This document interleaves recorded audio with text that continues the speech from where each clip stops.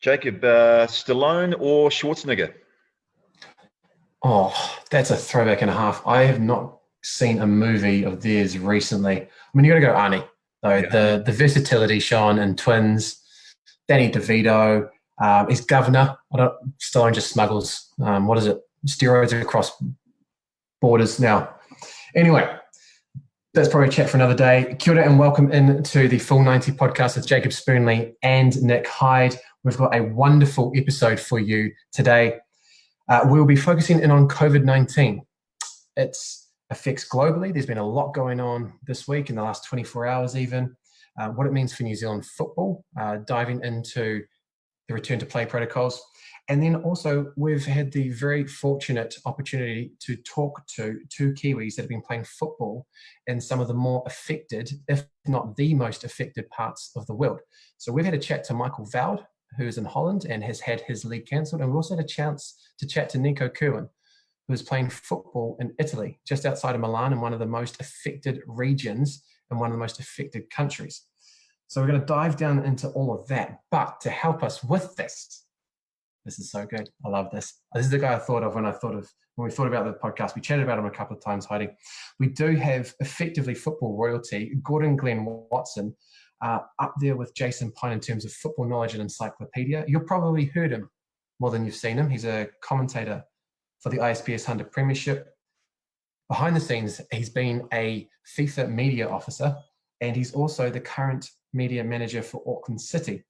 More than that, though, he's a former player and coach of Ngāra, and I don't know, does it run in the veins, Gordon? That Rangers blood?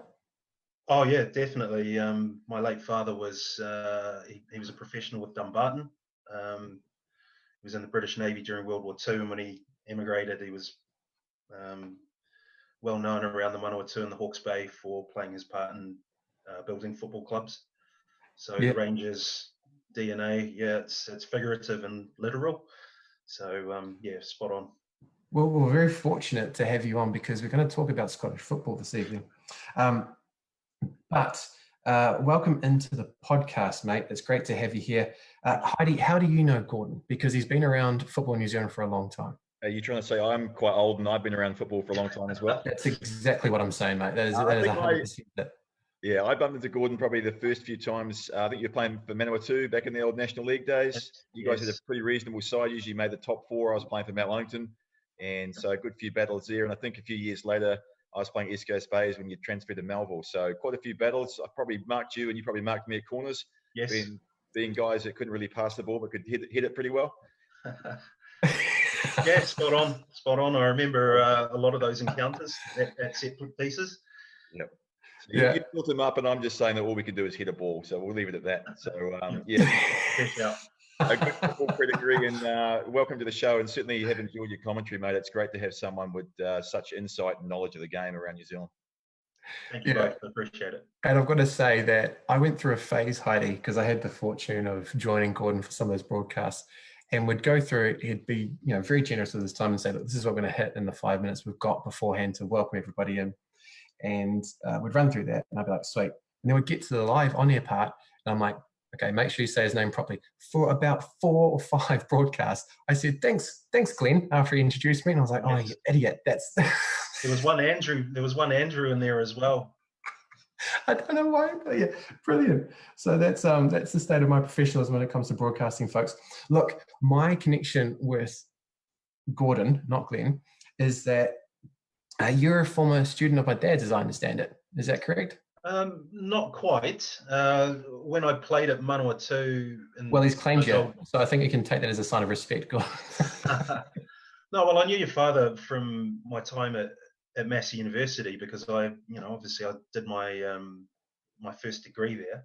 And on Tuesday lunchtimes, the professors would all have a game of football out on the back fields at Massey, and one or two of us would pop along just to, top up 45 minutes of a kickabout.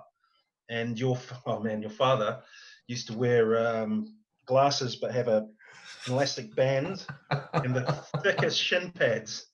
The thickest shin pads, the most woolly socks. That runs in the family. Yeah, I know, mate. And he loved the ankle protectors. Like, so the old school ones that came down and the massive ankle protectors, the hockey players loved them. Oh, God. And the stories that he'd tell, mate, like, typical. Like, the fish was always bigger out at sea than it was on land. Sorry, it was a lot bigger on land than it was out at sea.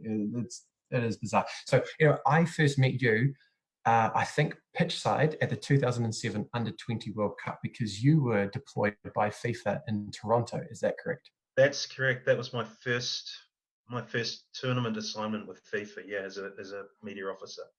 So what was that like? What's working for FIFA like, mate? Deeply challenging. Imagine there's a lot of pressure involved, right? Because you're the focus of the football universe for a bit.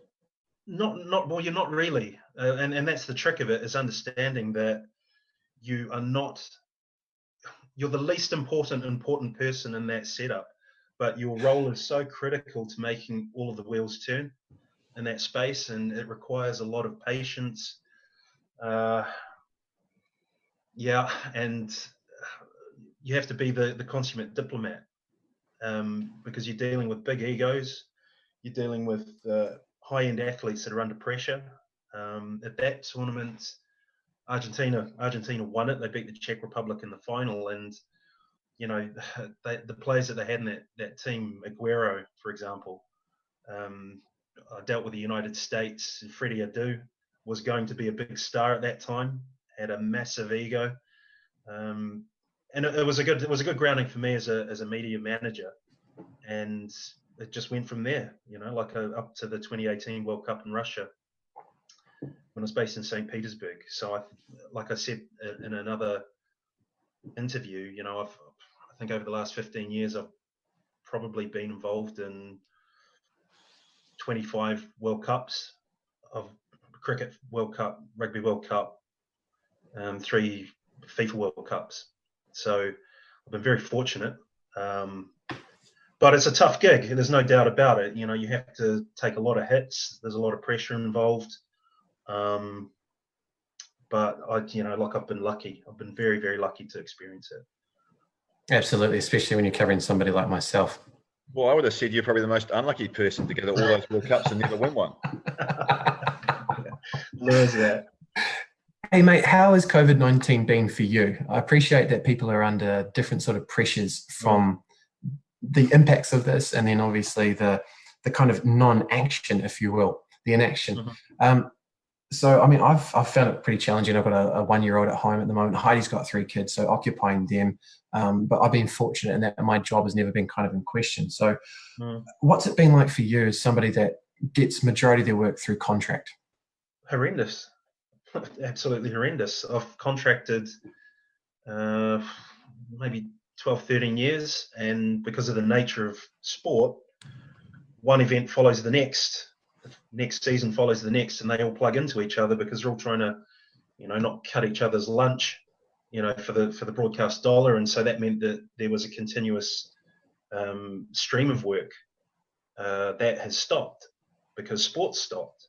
And so right now, to fill my time, I'm doing a master's degree in business admin. And so fortunately, I've had that to focus on. But yeah, I would be lying to you if I said I wasn't concerned about what the future holds for media, sports media in particular. You've seen the New Zealand Herald have let a lot of people go. There's a lot of uncertainty around the future of stuff. Bauer Media got rid of the Listener, Women's Day, so on and so forth. And there's going to be a big gap opening up there. And I don't think we've really seen the impact of that, and we won't do for another 3 to 6 months. So yeah, it's been tough. So if we look at the New Zealand scene alone, we've had obviously our own premiership be canned 3/4 of the way through. You've got now the Olympics has been postponed. So I'm looking at work that you could have been involved in. And now on the back of that, New Zealand football is still not up and running. And we had the Chatham Cup canned already, which is, to me, a great loss. How do you think New Zealand's going to play out? We're looking at a return to play at the moment for local leagues. What are your thoughts on, and we were at for COVID, on local leagues? That's a big question, Nick. Well, looking at what New Zealand football have put out there, they've said that competitions won't resume until after May the 30th. And I think the short-term future is about getting your serious amateur football back on slowly but surely, and we have to take very careful steps. And I think a lot of the information that New Zealand football and Auckland football and the other federations have put out has, speaks to that. It follows very closely what the government guidelines have been throughout the lockdown period. I think the big questions around ISPS and a premiership, National Women's League, extending into Champions League, and then FIFA Club World Cup and A-League, that is an unknown. It's such a big picture to try and get your head around, and there's obvious concerns, I think, for the ISPS and a premiership. One of those would be around travel, and the other is around finance. But again, these aren't unusual challenges for any sports code at the moment. Yeah, and just on the O-League, Gordon, so we've seen that being postponed. It hasn't been cancelled, which is good news for the likes of Auckland City and Eastern Suburbs is still in the competition. Yeah. But it has been pushed back to September, I understand, as potentially the earliest start date. Mm-hmm. I guess the question is, and Heidi, feel free to jump in on this, Auckland City, what do they do? Do they keep the players in the Auckland City environment? Because they would have expected to play the O-League during the ISPS 100 Premiership season or shortly thereafter. The only competition that's being played at the moment is the regional leagues. So can they and do they allow their players to go out and play football games, which to my mind would be the best way to prepare for such an important tournament like the O-League? In doing that, they obviously lose some control for the players that want to leave the likes of Central, which is the sister club to Auckland City. Without being controversial, it's a very complicated situation. And how do you manage it? I suppose, again, all the easy questions for you, Gordon, when you come on. I think, Heidi, you probably got some thoughts on that as well after Gordon's finished. Well, look, I don't think it's like we're talking about the Champions League in Auckland City and suburbs, but it's actually a bigger discussion point around a lot of the leagues and a lot of the contracts that players are on currently in world football. If you've got leagues, for example, that are being held over, so for example, the English Premier League go back training on Tuesday and the Bundesliga is already back, a lot of the contracts for these players are usually expire around May, June. So the question is, what do clubs do? FIFA at one point had said that they would work with PFAs to try and extend contracts on a temporary basis, but you've got so much variance in how leagues are handling this lag. Some leagues are null and void, some competitions have been declared finished, and others are hanging on. So, and Auckland's part of that. We're part of that ecosystem, and Eastern Suburbs will find the same. And I think if you look at the OFC Champions League stats and regulations, it will have something in there about naming your squad and keeping it together up to a certain date. Now that's just normal, and you'll find that right across world football. There are football agents, no doubt, trying to get their clients out of clubs to move them on. But if they're at a club that's going to start playing for another 2 months, what's the deal there? There's going to be an impact for sure, and I think it will come down to the two clubs, the two New Zealand clubs, talking with their players and with their preferred winter destination and coming to an agreement. Because what you don't want to find is that when that tournament resumes in September, that you've got a squad of 12 or 14 or what have you.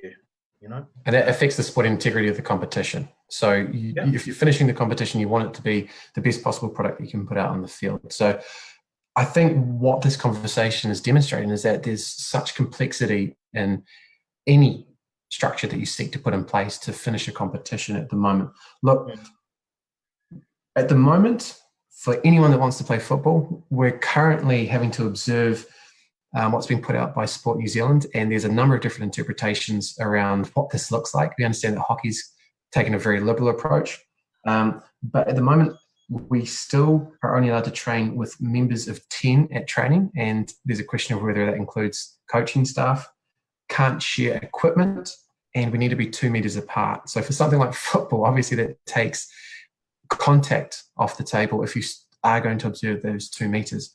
We do know that as of the 25th of May, we are likely to get a much sharper and clearer focus about what football looks like going forward, which is great. And we should also know by that time what the competitions look like, because we understand that the Northern Leagues are looking at playing a full season in a condensed program. And there's questions around whether or not playing groups will be up to that, because it's an amateur competition. You can't really go out and demand too much from the players. And equally, that kind of speaks to the integrity of the competition. Again, if we do start football earlier than other competitions, there's also the heightened focus on betting and gambling and what that looks like for those that want to bet on football matches and any football matches. So I think there's a number of different questions on this, and it really is something that we do hope that there's going to be more answers in our questions on in the next couple of weeks, if not sooner. However, I think we should jump into one of the leagues that has restarted. Hyde is jumping at the bit to get onto this. It is the K-League, and it's got back up and running. And in its first weekend that it had recommenced, there were 3 million viewers on Twitter alone. It was absolutely insane. It was occupying the real estate of football in a very unique and exclusive way. But the Koreans also had a very unique way of engaging with football, Heidi. Yeah, interesting one. I think even the BBC streamed the K-League live. So you're talking about world domination there. You wouldn't have ever picked the K-League to be in the papers in England. So yes, they started on the 8th of May. And the big news coming out of that at the moment is a team called FC Seoul, who I think Auckland City played in the Luna Cup a couple of years ago. Yes. And FC Seoul, you know, you've seen the things on TV. You've seen the German teams putting cardboard cutouts in the stands to try and make the stadiums look a bit better. But FC Seoul went one further. They populated their stadium with sex dolls. Actual sex dolls. Actual sex dolls. And so when they got busted, they actually came out and said, no, they're premium mannequins. So we have a photo. Well, I don't know if I've got a photo of this or not. But what's worse is those dolls were actually carrying X-rated website addresses so people could see them on the cameras. We're not talking Emirates or anything major like that with a sponsor. So it's gone horribly wrong. And so they asked the chairman, Mr. Lee, for a comment, and he managed to mention that the mannequins did look very realistic. Jesus Christ. So anyway, they're 2 games in. They started on the 8th of May, and they've certainly started with a bang. Let's put it that way. I'm sure a lot of gambling would have been put on that league, but they're up and running, and there doesn't seem to be any problems, no COVID cases. And, you know, it is what it is. Which is very interesting, right? Because South Korea was identified as one of the countries that did have or was feeling the impacts of COVID-19 the most. Let's now jump across to Europe. This is going to be something that's close to Gordon's heart. This morning, New Zealand time, we had an announcement in relation to the Scottish football leagues, in particular the SPL, that they would be joining the likes of France and the Netherlands in cancelling their season at this point, which is unfinished. And even more to that effect, Gordon, you were telling me off air that there were more than 25% of games to play? Yeah, so the announcement this morning was that the league had been declared. So Celtic were given the league title and Hearts were relegated. And, you know, to paint the picture, Celtic had a 13-point lead over Rangers. Rangers had a game in hand. There was still 9 or 10 games left to play, and Rangers and Celtic were due to meet each other 2 more times, and Rangers had this extra match. The controversy around this is that the clubs were called into a Zoom meeting. They were asked to vote on ending the season early so that they could access prize money by regulation, league regulation, so that they could make up for the fact that fans weren't coming through the gates to survive, basically. But where it gets a bit sticky is that Hearts were just a handful of points off safety. There was plenty to suggest that they had a chance to come back and save themselves. And there's talk of Hearts and Partick Thistle and Stranraer taking the SPFL to court to fight against what they see as more of an expulsion than a relegation. Making it even murkier is that in the bottom tier, the club that finished bottom is not being put into a playoff with the non-league sides, and the chairman of that club happens to sit on the SPFL board. So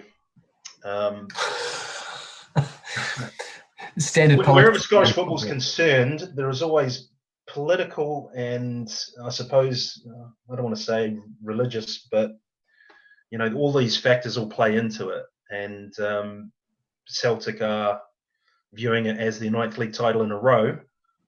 Rangers are viewing it as not their 9th league title in a row. And there's a whole host of other clubs that are concerned about going to the wall. And that probably is the biggest concern and something that, in New Zealand we should look at. The two countries are very similar in size. The type of standard of football in Scotland is superior to New Zealand, but in actual fact, in the top league, you've got two clubs that are probably English Premier League brand size. And then as you go down that one division, you end up with teams that are A-League standard, teams that are League One standard, League Two, and then maybe you're sniffing at ISPS and a Premiership standard in the Championship. And they don't rely on broadcast money. They rely on people coming through the gate. So the longer that Scottish football takes to get back, the more distress financially these clubs will be placed under. And Hearts are, like Aberdeen was saying, that they were losing up to £1 million a month by doing nothing. So if that's happening at Aberdeen, what's going to happen at Hearts? And so on and so forth. And do you think that it puts Hearts in a situation where Rangers were a couple of years ago, where they could literally fall over and have to restart their engagement with Scottish football and the SPFL at the lowest level? Well, this is why Hearts are so desperate, because they've already been through that. We were put into the Scottish 4th tier in 2013, but Hearts quickly followed. They went into administration and were relegated out of that league. And under new ownership, they've come back. But what they're saying is that with 10 games to go, they felt they could have retrieved 4 points and got themselves out of bother. But with this clamber to hand over a league title, there's literally winners and losers here. But what they're saying is that the price they're being asked to pay is not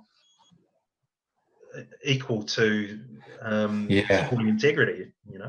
Putting my legal hat on there for a moment, it's going to be a lot easier to get a compensation claim out of the SPFL than it is to get them to reboot the whole league for 2019-20. So, I mean, I don't know what that claim looks like from their point of view, what they're going to try and do. Are they going to try and claim some sort of specific performance, or is it compensatory in nature? Either way, it's not an easy road to hoe for Hearts. They've already tried to claim to expand the league and stay in it next year. Yes, that's correct. But I agree with you. I think this is where a whole can of worms will open up for a lot of the relegated clubs, is that if they feel it's been done as the Scottish League has on a points per game ratio, which has been the formula that they've used, it takes away the integrity of the competition. We all know home and away advantage or certain fixtures play into it, and they aren't taken into account with a points per game ratio. You could have played, hypothetically, all the top half teams and have all the bottom teams at home to play, for example, and that isn't taken into account. So they have protested. They're looking to expand the league, but I think, Jacob, you're right. The legal hat will go on.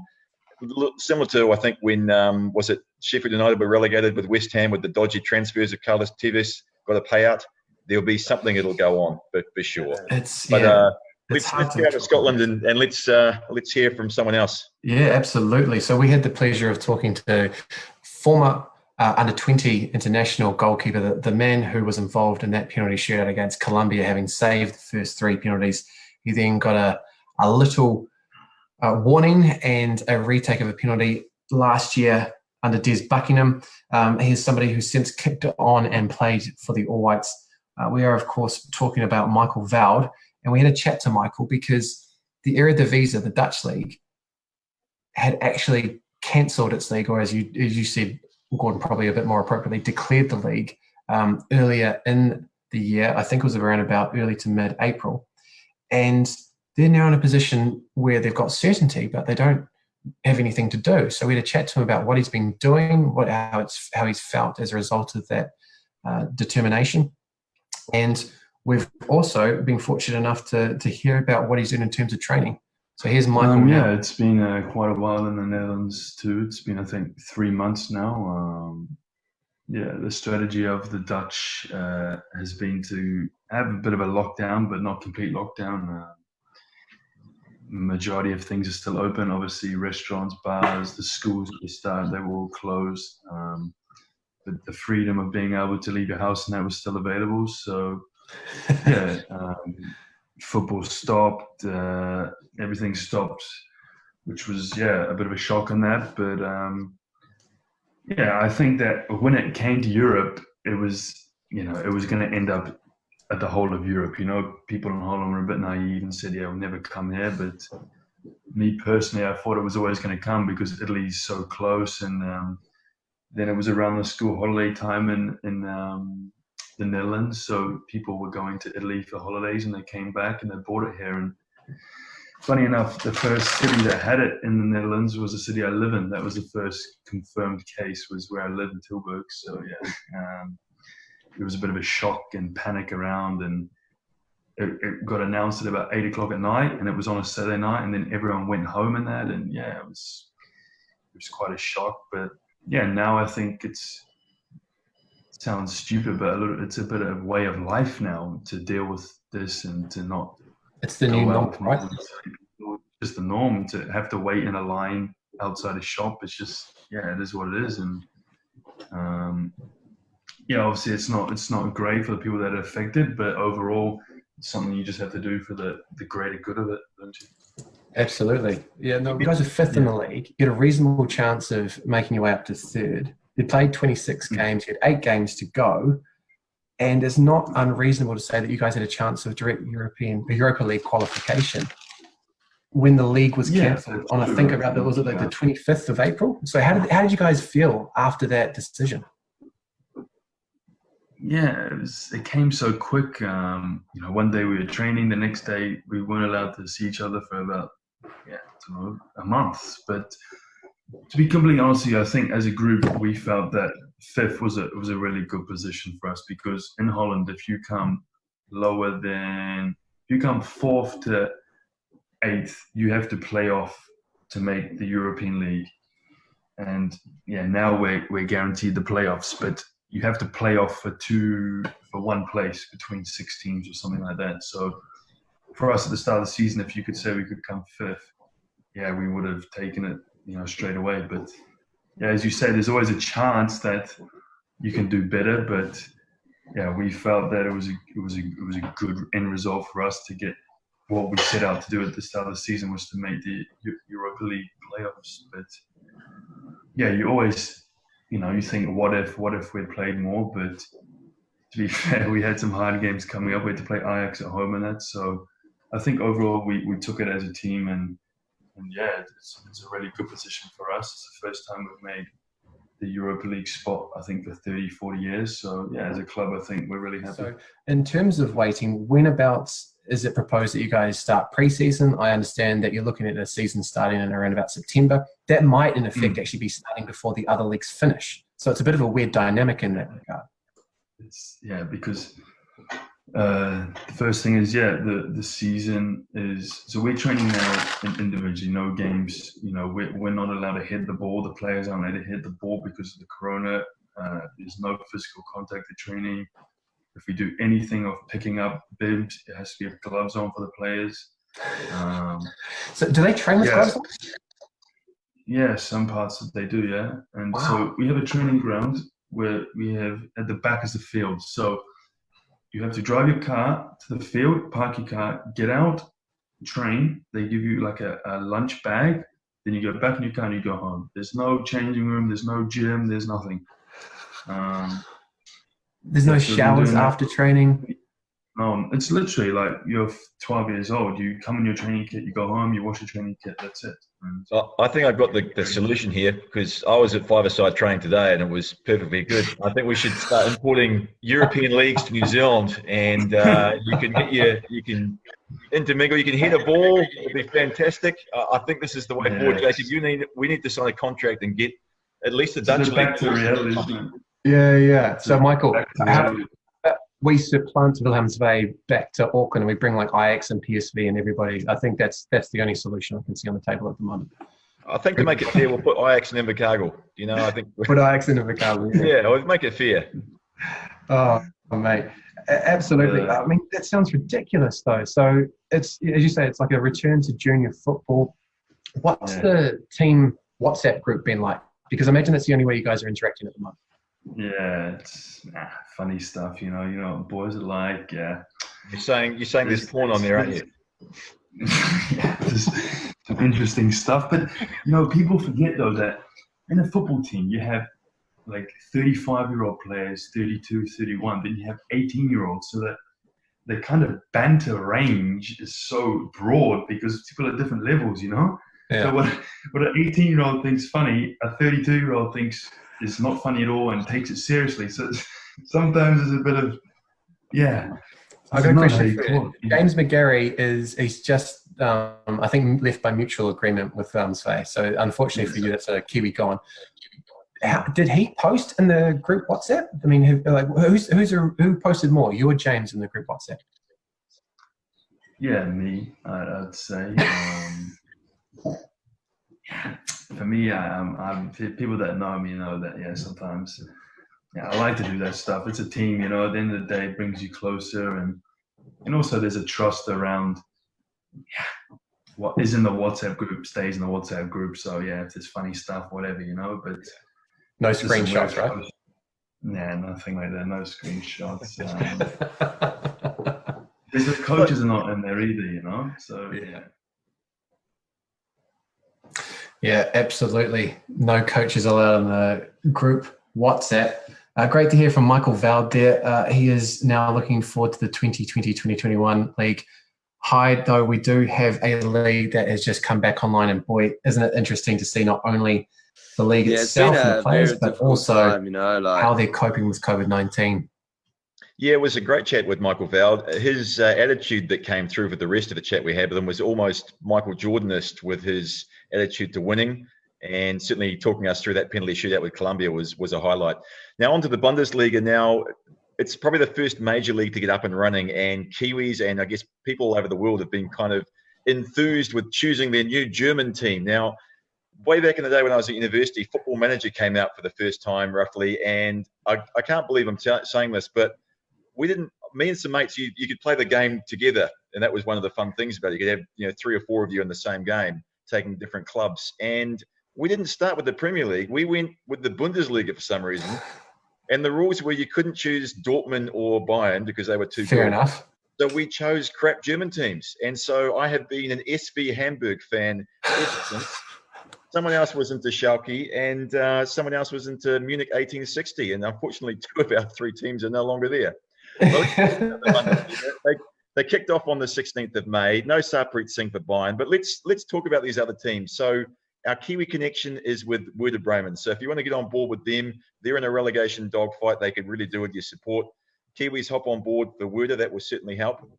If you want to have a bet with one of your mates, the Berlin teams are the one to go for. Hertha Berlin is 1 point ahead of Union Berlin. That's where you make your $5 or $10 or your pint bet with your mates and see how it pans out. If you're someone that wants something weird, Borussia Mönchengladbach is definitely the longest team name you're going to get. So hook on board with them.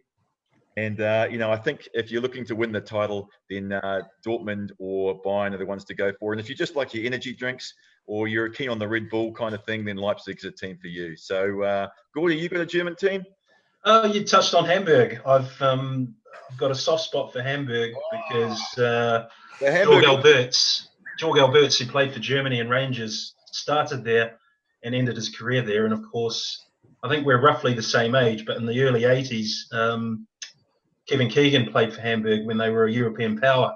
So I've got an affection for Hamburg through Alberts. So I think it'd be great to see them back up. And for those of you that do know your ISPS Hunter Premiership, NZFC football history, you'll know of a goalkeeper called Lutz Pfannenstiel, who was in goal for Otago United. He's got a very storied history. Heidi, you came across him in Brunei when he was in a Malaysian jail for match fixing. Fast forward, though, and he is now the sporting director of Fortuna Düsseldorf. So that's another connection that we've got to the Bundesliga, a very, very influential figure, having moved into administration and management from the media, where he was quite a key figure, it's got to be said, in the coverage of the Bundesliga. So have a look out for him, his long hair and his goatee, because he's definitely he's been involved in the athletic article that we've got that we'll just touch on briefly, I think, in a moment. But it's been very strange. So this athletic article, it kind of details the dynamic that's at play. So being Germans, they've choreographed it. So the journalists go into the stadium first and foremost. They have a machine that sanitizes your hands, Hyde. They don't allow you to do that by yourself. You then have your temperature tested. And being typical bloody Germans, they're all comparing the temperature tests. So they're like, I'm 36.8 or I'm 37. The most efficient temperature on display there, I think we can call upon that one. Then the players have been briefed on not swearing during games.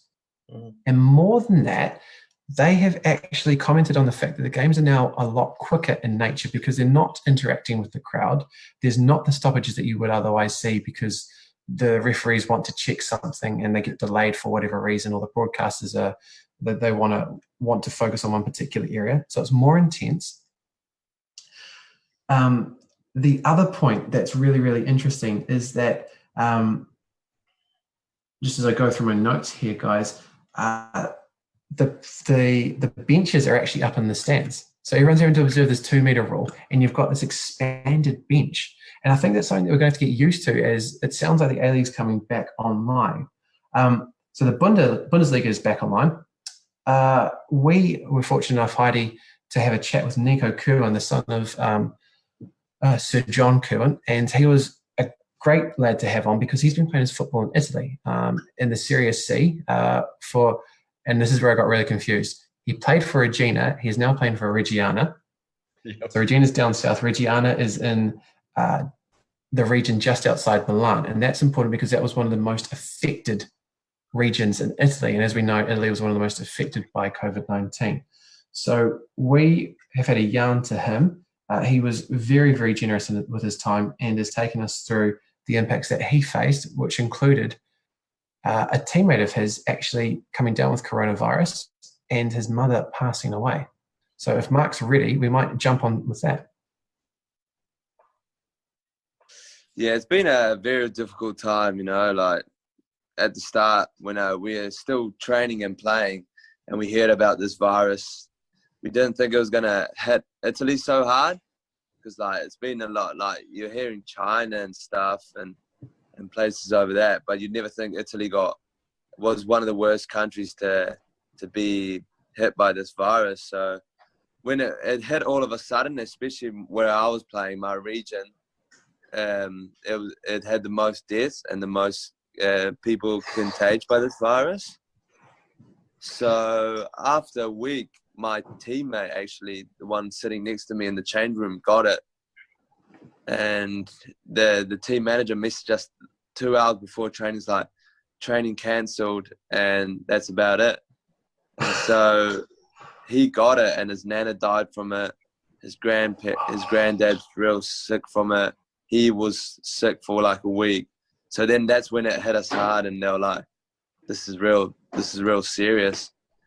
So then we had to stay in quarantine for like 2 weeks, so couldn't go out before all the rules were happening because we're in strict contact. Then after a week that we were in quarantine, then the whole place went on lockdown, and it was just like so hard. What was that like? Because we've seen all of the videos coming out of Italy, right? Like there's trained opera singers that are going out on their balconies and singing. There are people that are trying to interact with their neighbours, like share a glass of wine and put the wine into the middle of the street so you could just cheers somebody. How long were you literally locked into your apartment or your home? So for the first 2 weeks, I pretty much never went out apart from to go to the supermarket. And then as soon as my quarantine finished, I could move back at home at Teresa because I was in my apartment where I was playing. But here, luckily, I got a garden and I got an outdoor where I can do a little bit of gym. So I decided to move because it was just mental, Like I was talking to my parents and they were like, lockdown in New Zealand, it wasn't as strict. You know, you could go out for walks. Like, no one was wearing like face mask, and it was a little bit, because the issue wasn't as big because New Zealand's a smaller country, smaller people. It is Less the borders. health. Yeah, and it's just like, it is looked after everyone well. Well, here with 60 millions and the infrastructure is not working that well, it was so bad. So we had to be super cautious. And now today, after 2.5 months, pretty much, I've been in lockdown like 2 months. Now everything's reopened again. So bars, restaurants, but the economy's taken a big hit, and mentally on everybody, just like, because like people staying in apartments cannot go out. I was just in the middle of it. I knew that I had to stay away from everyone, just be cautious, always wash my hands and do what they were asking me to do. And just, I would have been fine, you know. Luckily, my health I don't have any other issues. So you've only been able to train, presumably outside, for the last, I think, did you say 2 weeks? What have you been doing in your apartment for the whole lockdown period? Because there's still a good 8 weeks or so there that you had to occupy yourself for. Yeah, I was just with my. Luckily, I live with my teammate, and we're just like doing strength exercises, ab workout. It's just like pretty much couldn't go out for runs, like nothing. So what, you got lunges in there? You got some weights that you're throwing around? Yeah, just squats. I had my girlfriend living with us as well, so I'd put her on my shoulders, do squats. nah. Put her on my shoulders, do some squats, and then we had some bands. We'll do bands work and abs and all that. Just something to keep us fit.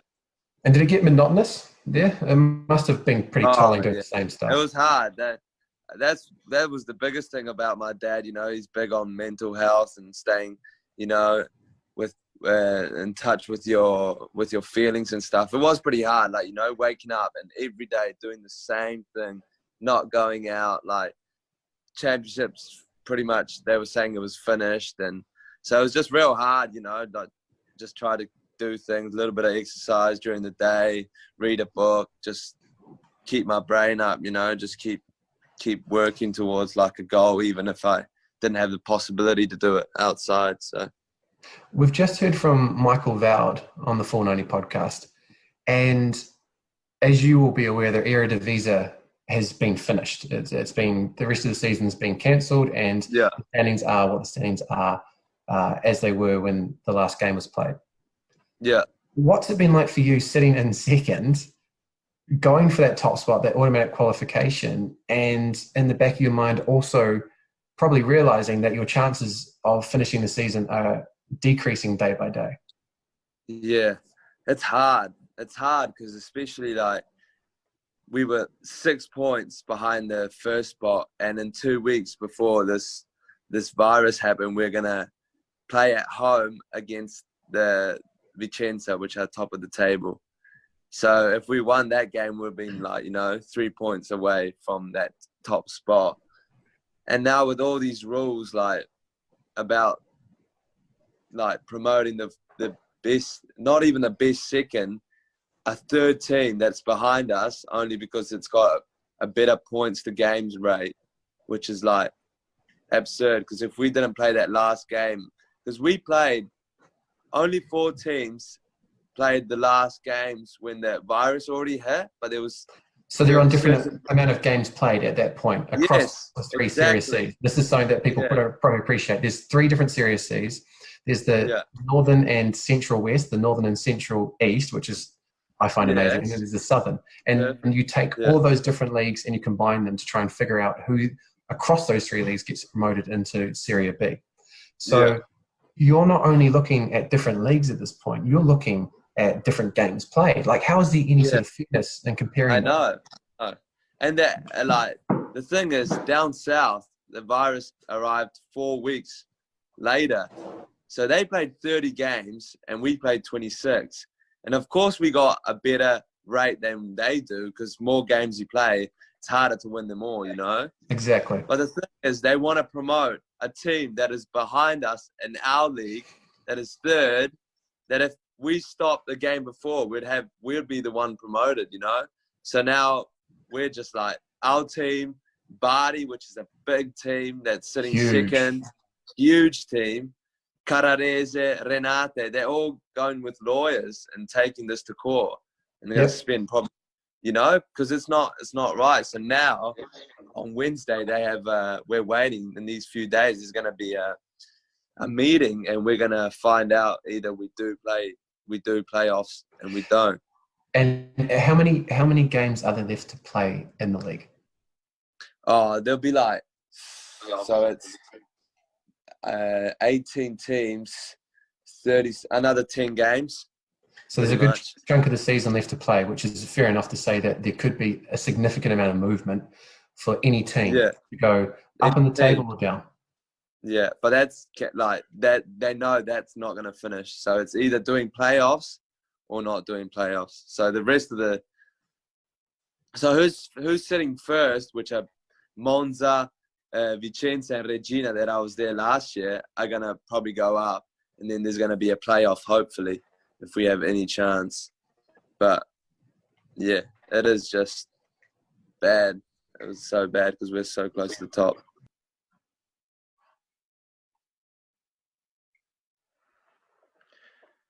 Take myself off mute there, guys. I think you just get the sense in listening to Niko there that there's that desperation about being able to finish a season that you've started, but then also having your fate dictated to you by whatever metric that those that are running the leagues feel is the most appropriate.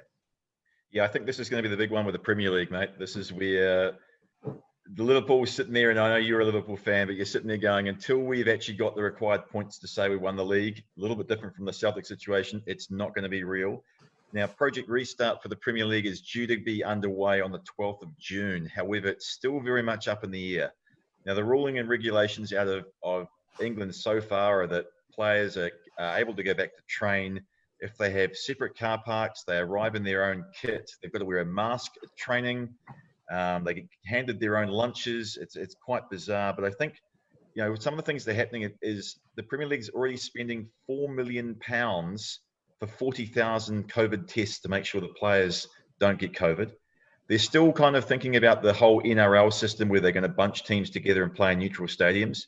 That hasn't gone down well at all because people like Emirates and King Power, who pay to have their names on stadiums, are up in arms, and you can understand that. Also, when the TV coverage is in there beaming out of a stadium, say Emirates Stadium, the Emirates signs are all around so that they're losing out on their advertising dollars. So it's going to be a very hard one to fix. And then you've got the major problem here. It should be easy for Liverpool to win the league. However, down the bottom of the table, that relegation fight and the promotion teams in the championship, that is where you don't want to get lawyers involved because it's going to be messy. And I would say if I was a player and you're in the Premier League and those bottom six teams, you'd have been training their house down over COVID lockdown. And maybe some of those mid-table teams have just been eating pies and having a few beers. So you might be quite surprised by the results, and you might find those bottom six teams pick up a hell of a lot of points, and they will not want to go on a points per game ratio after their first half of the seasons. No, and I think in the run-in, you always get that sense of urgency and motivation that you don't necessarily get throughout the course of the season. My big one for you, Gordy, though, having spent so much time at Ibrox, how important is it in the UK to play at home? It's everything. I use the comparison of your club DNA is part of who you are. It's how you identify culturally. It's how you identify with the part of the city that you're from or your forebears were from, and it's an emotional connection. But there's no fans going through the turnstiles. It must have been super frustrating for Celtic fans today not to be able to go to Parkhead and celebrate their pretend championship. But to Nick's point, I mean, there's a commercial side of it, but also we're moving away from, as if football hasn't moved away from its core customer base enough over the last 20 or 30 years. And you can look at the way that, I'm not a rugby fan, but the way that rugby in this country pivoted towards Super Rugby 25 years ago and now finds itself being courted by private equity firms to pick up the All Blacks. You know, like it's an unreal situation that we find ourselves in. So yeah, I mean, the stadium is everything, and the fans are ultimately, no matter what, the fans will never let that happen long term. It'll be just through this period. I think you're absolutely right there. And when we talk about football, we talk about moments, and for me, it's always the reaction that's built into those moments. So you talk about Liverpool, and it's not the fact that they've played so well this season. It's the moments that they've managed to create. And in particular, if we can draw upon last season, those European nights. And we had that cut short this season because of a villain in the form of Diego Simeone. But you can see it on the camera, and you can see the fans' reaction. So, yeah, I don't think you can divorce football from the fans to the extent that you desensitize people. I think it's an incredibly interesting, and it'll be a very, very heightened situation that football clubs will find themselves in as they negotiate the potential end of the season. I think they've ultimately got to finish it. And to be honest, the commercial reality is that the sponsors need to suck eggs. There's no way that you can expect a status quo to exist throughout this period. There's going to have to be some sort of collaboration, and there's going to need to be an investment by everybody involved to get this done, including the sponsors. And then hopefully... Sorry to interrupt. What it will mean, Jake, is that in future, Emirates' contribution to the stadium will be less. And that will be right across the sport. Contracts, potentially for players in the UK, will be less. They'll be shorter, they'll be incentive-based, and squads will be smaller. You know, and then that will play out for the likes of Emirates as well. You know, they will suck eggs, but next time round, it's going to look different. Yeah, I think, you know, one of the things is I'm a great believer, if you can finish the league, you're going to need to. And I think, unfortunately, the last league we're going to cover tonight, the A-League, is probably one of the murkiest ones of the lot, because where we sit now, and particularly for Phoenix fans who are riding on the wave of such a wonderful season, but if we look at the Phoenix, we're going to have to take ourselves and base ourselves in Australia to finish the season. It's likely to be Saturday, Wednesday, Saturday. We are missing Davila, who's in Mexico. We're missing Hooper, who's in the UK. To go further than that, the Queensland Roar or the Brisbane Roar are missing Robbie Fowler, who's in the UK. The Adelaide coach has just been released today. It's a bit of a shambles. The last coming though, Heidi, he put all this stuff on eBay a couple of months ago, Gordy. The last statement from the A-League was on the 23rd of April about wanting to get things up and running. And, you know, we're sitting here, all the players' contracts, like you mentioned at the start of the pod, are usually off at the end of May when the usual grand final is held. So it is a shambles. And, you know, I've mentioned this before, probably the best thing to do is actually move it to New Zealand. You know, we're down to so many little cases.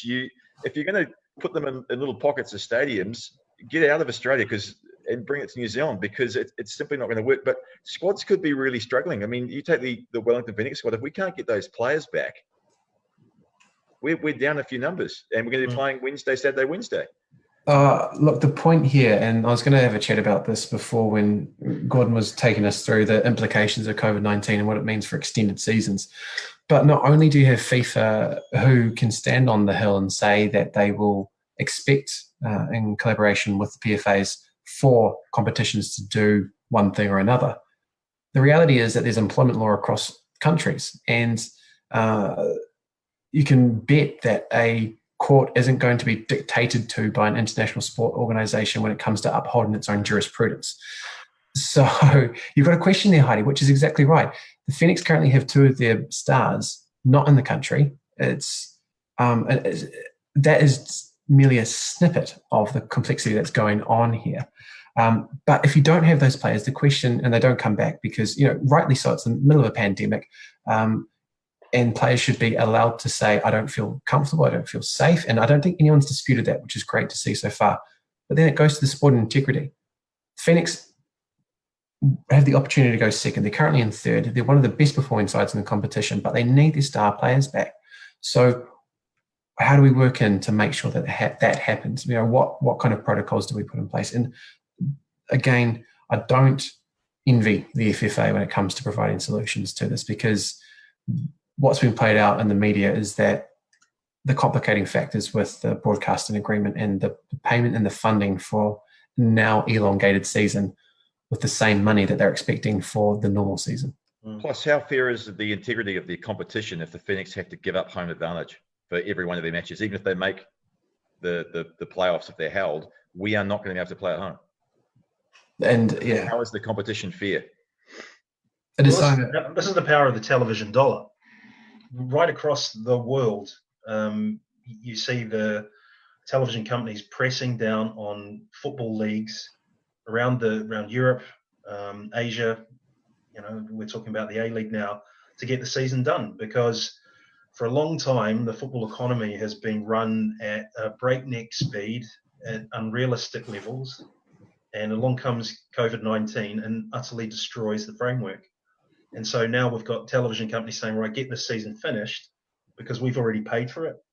And all of the logistics, I think if you're a television executive, you're just thinking, well, that's all their problem. As long as you get the games done, we don't care. And then we'll sit down and we'll talk about what the future looks like. I think that is probably a bigger conversation and the biggest question facing world football, is what it looks like, because the television companies looking at this experience, going into writing up new contracts, they're not going to be spending the type of money that we've seen in the past, and football will have to cut its cloth accordingly. Well, I think that's a rather daunting place to finish, but it's probably the most appropriate one, because you're right, Gordon. Although that we're having tough conversations at the moment, I think though the toughest or the tougher conversations are yet to come.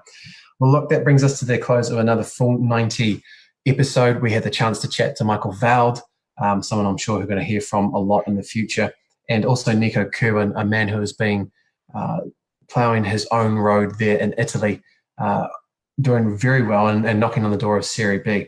Hyde, man, any final thoughts from you? Yeah, look, it is good to see football back in the, up and running and on TV screens and happening. And I think sport in general is starting to pick up, certainly in New Zealand. Hopefully the little kids can get out there and start playing soon. I'm sure there's plenty of parents who really want their kids to be out there on the park and enjoying it. So let's, fingers crossed, in a week's time, maybe we've got some more news. Exactly. Gordy, thank you so much for coming on, mate. Any final thoughts from you? Not at all. Just thanks for having me. I was really fascinated by what we heard from Michael and Niko, and I think that it shows you what's happening in the professional game under COVID, and a lot of our community-based clubs are more than likely going to have training sessions that don't look too dissimilar to that. Yeah, get your masks out and your gloves, because you might be disinfecting balls. So lovely, everybody. Look, we've got an episode recorded with Tamati Williams, which is fantastic. We hope to have that out for you shortly. We understand that will be coinciding, rather by chance, with Sky Sport doing a rerun of the 2014 Club World Cup, where Auckland City did end up third. So you can see him, as he said, doing the best thing that he's ever done with his penis, live on international broadcast. Anyway, everybody, lovely to be able to bring you a chat about COVID-19 and what it's looking like for Kiwis across the world. We hope your pre-season for your competition is going well. Lovely. Mate wa, everybody.